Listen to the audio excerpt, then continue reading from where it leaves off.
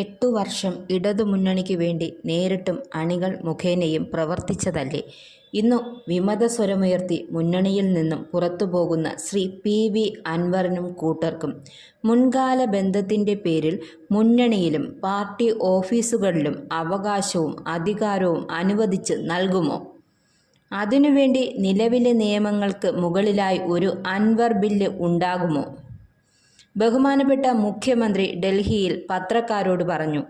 അൻവർ പറഞ്ഞത് പൂർണ്ണമായി തള്ളിക്കളയുന്നു. Party secretary ഡൽഹിയിൽ പറഞ്ഞത് പാർട്ടിയുമായുള്ള എല്ലാ ബന്ധങ്ങളും അവസാനിച്ചു.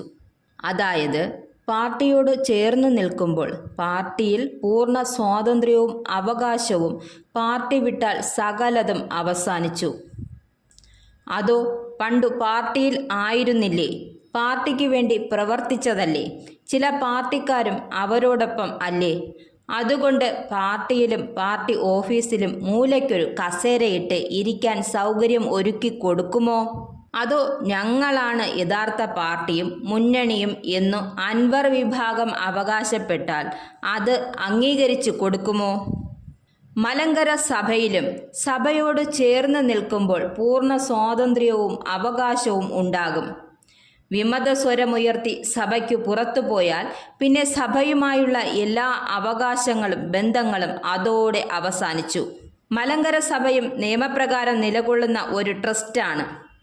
അതിനും അതിൻ്റേതായ നിയമങ്ങളും നടപടിക്രമങ്ങളും ഉണ്ട്. അതൊക്കെയും സുപ്രീം കോടതി വരെ അംഗീകരിച്ചിട്ടുള്ളതുമാണ്. ഇന്ത്യയുടെ അപ്പോസ്തലനായ മാർത്തോമാ ശ്ലീഹായാൽ 1-ാം നൂറ്റാണ്ടിൽ സ്ഥാപിതമായ മലങ്കര സഭ, അതിൽ നിന്നും പലകുറി പലരും പിരിഞ്ഞുപോയി. ആ കൂട്ടത്തിൽ അവസാനമായി 1970-കളിൽ ഭിന്നിപ്പുണ്ടാക്കി 2002-ൽ പുതിയ യാക്കോബായ സഭയും ഔദ്യോഗികമായി പ്രഖ്യാപിച്ച കൂട്ടർക്ക് മാതൃസഭയായ മലങ്കര സഭയിൽ യാതൊരു അവകാശവുമില്ല. ഒരു ജനാധിപത്യ സർക്കാരിന് തുല്യനീതി നടപ്പാക്കാൻ ബാധ്യതയില്ലേ? കഷ്ടങ്ങളും നഷ്ടങ്ങളും കർത്താവിൽ അർപ്പിച്ച് സമാധാനം കാംക്ഷിച്ചു പ്രാർത്ഥനയോടെ നിലകൊള്ളുന്ന സഭയായതിനാൽ സകല നിയമങ്ങളും കോടതി വിധികളും കാറ്റിൽ പറത്തി നിയമലംഘകർക്കു വേണ്ടി സഭയെ ദ്രോഹിക്കാം എന്നാണോ? കഷ്ടമോ നഷ്ടമോ ജയമോ തോൽവിയോ, നിയമം നടപ്പാക്കുക, അതാണ് സർക്കാർ ചെയ്യേണ്ടത്. ഓട്ടക്കളത്തിൽ എല്ലാവരും ജയിക്കില്ലല്ലോ.